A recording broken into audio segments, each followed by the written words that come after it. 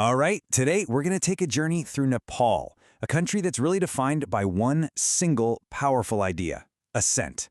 We're going to travel from its steamy, tiger-filled jungles, climb up through ancient, terraced hillsides, all the way to the highest, most unforgiving peaks on the entire planet. So, let's begin the climb.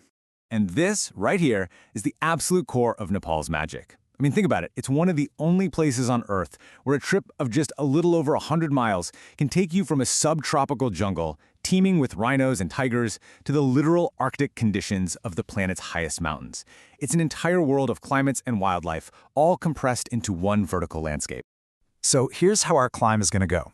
First, we'll get a handle on what makes Nepal a unique vertical world. Then we'll start our journey in the Tarai's jungle lowlands, climb up through the vibrant mid-hills, push on to the mighty Himalayan realm, and finally, we'll follow the water that connects it all, the nation's lifeline. Okay, so what exactly do we mean by a vertical world? Well, it's all about this extreme compression of geography.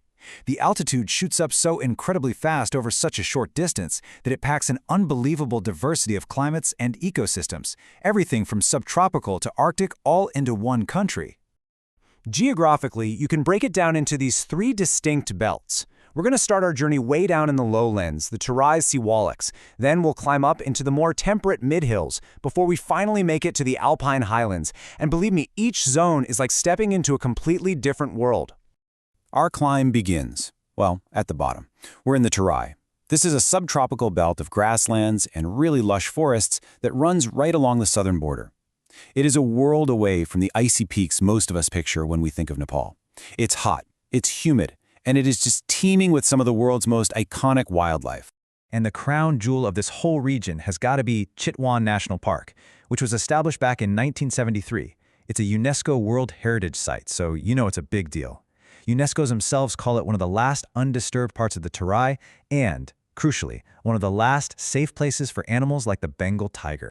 And here is one of its most famous residents, the one-horned Asiatic rhinoceros. Now, this species was pushed right to the very edge of extinction, but thanks to decades of really dedicated conservation work right here in parks like Chitwan, they've made an amazing comeback. It's truly one of Asia's greatest wildlife success stories. But Chitwan's not the only game in town. If you head a bit further west, you'll find Bardia National Park. It protects another huge stretch of this lowland world. It's a little wilder, a bit more remote, and it's home to these elegant herds of blackbuck antelope, which just goes to show you the incredible variety of life across the Tarai. But there's another presence lurking in these forests. Hidden deep within the tall grasses of both Chitwan and Bardia is the top predator, the elusive Bengal tiger. You know, these parks represent one of the last and one of the most important strongholds for this magnificent cat anywhere on Earth. And the best part? This isn't some world that's locked away behind glass. You can actually go and experience it directly, through jungle drives, canoe trips down the rivers, or guided walks. It's an amazing chance to see all this incredible biodiversity up close. Okay, we're climbing now. We're leaving the humid plains of the Tarai behind and heading up into the mid-hills. This place is the temperate, cultural heartland of Nepal. It's a landscape where you see ancient human history and just astounding natural diversity crash right into each other. I mean, you've got these stunning old palaces and sacred temples that just rise up out of hillsides that are bursting with life. This region is home to over 4,000 species of flowering plants. It's a landscape where it feels like centuries of human history have just been woven right into the natural world. Now this is a really key point. While the Tarai has its famous big animals and the Himalayas have their mind-blowing scale, it's actually these mid-hills that are the true ecological hotspot. The moderate climate and all the varied terrain create countless little microhabitats, and that supports the greatest diversity of ecosystems in the entire country. And all that ecological diversity supports some pretty wild, record-breaking creatures. The mid-hills are home to the Himalayan cliff honeybee. That's the largest bee species in the world, and the atlas moth, which is the world's largest moth, with a wingspan that can get up to 30 centimeters.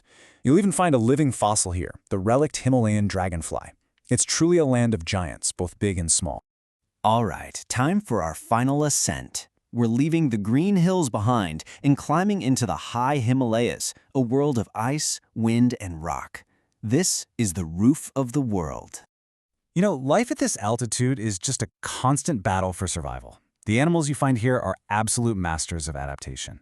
This is the world of the ghostly snow leopard, the charismatic red panda, and the shy musk deer. Truly iconic species that are just clinging to life on the roof of the world. And for anyone who dreams of trekking here, you absolutely have to understand the altitude. It is not something to mess with. The rules are simple, but they are life-saving. Go slow to let your body adjust. Pay attention to the symptoms, things like a headache or feeling out of breath. If they show up, you stop climbing immediately. And if they don't go away, the only cure is to go down. So our journey has taken us from the lowlands all the way to the peaks, but there's one thing that connects them all: water. This huge network of rivers and wetlands that flows from the Himalayan glaciers all the way down to the plains is the true lifeline of the nation. Just think about that number for a second. 6,000. That's the estimated number of rivers and streams flowing through Nepal. That's why it's earned the nickname the Water Towers of South Asia. All that ice and snow locked up in the Himalayas is the source for rivers that sustain millions and millions of people downstream.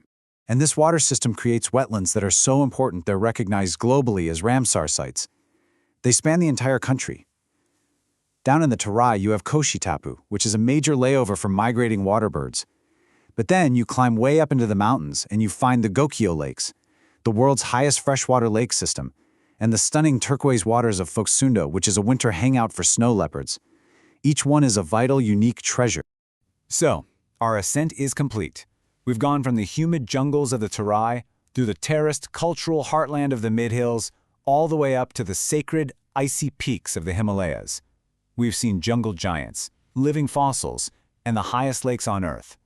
The only question left is, in this amazing land of contrasts, what part of Nepal's vertical world calls to you?